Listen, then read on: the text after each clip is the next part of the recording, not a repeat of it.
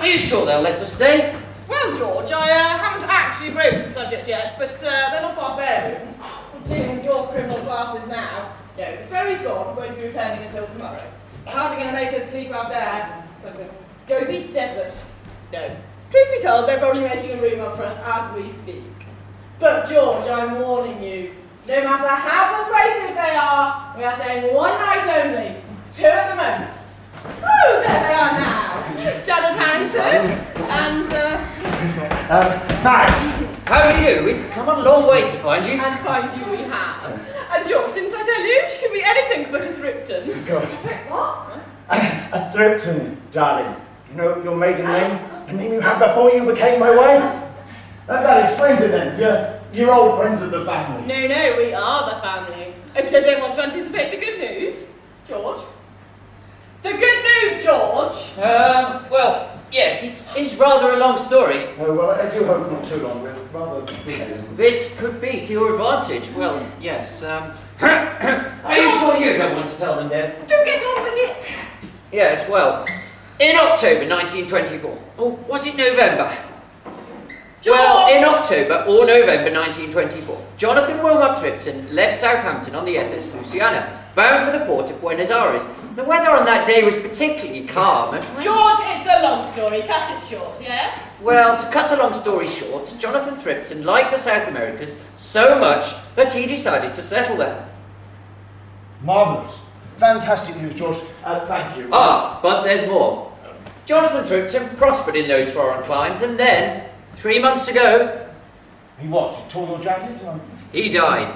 He died, apparently without an heir. But we know differently, don't we? Of course they don't know differently, George. That is what you're supposed to be explaining to them. Like you, my dear, I too am a Thripton. Second cousin to dear Jonathan, whom I never met, but I'm sure I would have liked. Go on, George.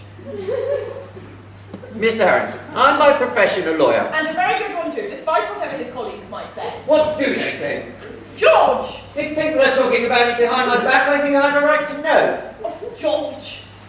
The crux of the matter is that cousin Jonathan died, leaving some money, and it seems that you and I might be in contention. Me? You're the only other surviving Thripton we've been able to trace. But I'll let George explain the true legal details. Do you understand anything about law, Mr. Harrington? Not much. Then allow me to lead you. There is a lot of money involved here. 2 possible beneficiaries. I'm a lawyer. I know the way of these things. 2 beneficiaries, both with an equal claim. And should they foolishly come into conflict, litigation, claim, counterclaim, it could cost both parties a great deal of time and money. You're here to do a deal. I'm here to explore the possibility of an out-of-court settlement to the mutual advantage of all interested parties. That's what I said. Max? Yes. Don't you think it's time I should go off rowing? Maybe in a moment. So, George, tell me, how much money are we talking about here? Well, these things take time. Things have to be proven. I'm sure, George, I'm sure. But nevertheless, are we talking tens of thousands, hundreds of thousands? Millions. Millions? Pounds or dollars? Dollars. Millions of dollars. Millions. More than enough for everyone. So, we can do a deal? Second cousin, you say? What? Your wife's relationship to Jonathan Thripton. Second cousin? Yes.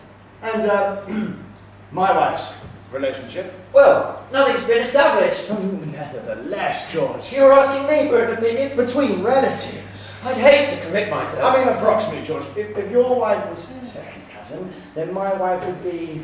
Well, approximately first.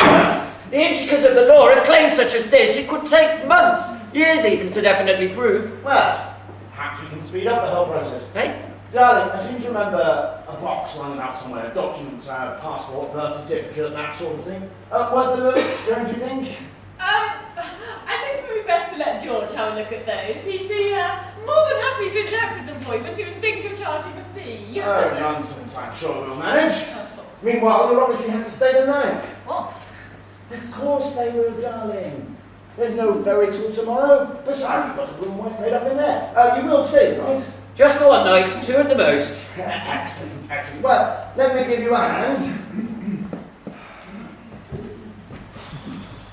Well, that really is most kind, but as my husband says, go straight through there, George. I do hope you find those documents, Mr. Harrington. I'm sure we shall. It would be awful if they were irretrievably lost. There's no fear of that. Good, and don't forget, we shall be close at hand if you need George to take a look at them. I'm sure we'll manage. Of course.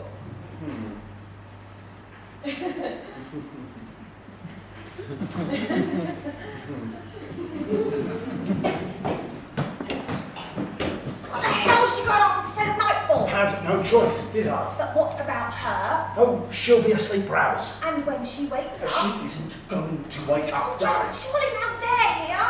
Darling, just trust me. Oh, come on, let's look at these damn documents then. There aren't any. What?